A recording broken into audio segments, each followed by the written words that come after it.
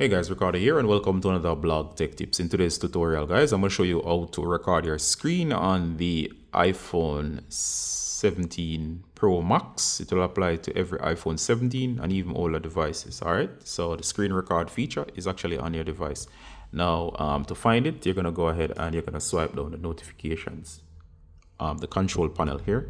Now once you're in the control panel, as seen here, you're going to look for the screen record feature. It's not shown by default. You can hit the plus, then you're gonna get this screen right here, or you can press and hold.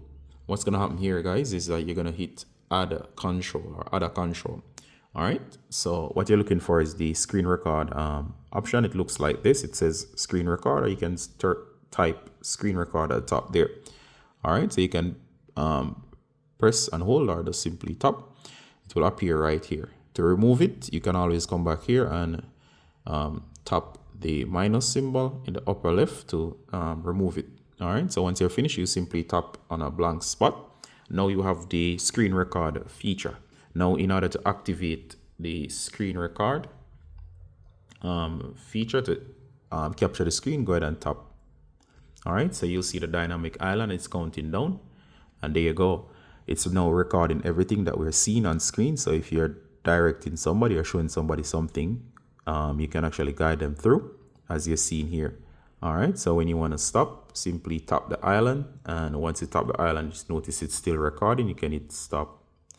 All right, and there you go. It will add the recording to your gallery. So what's happening is that it's processing and it's added it to the gallery.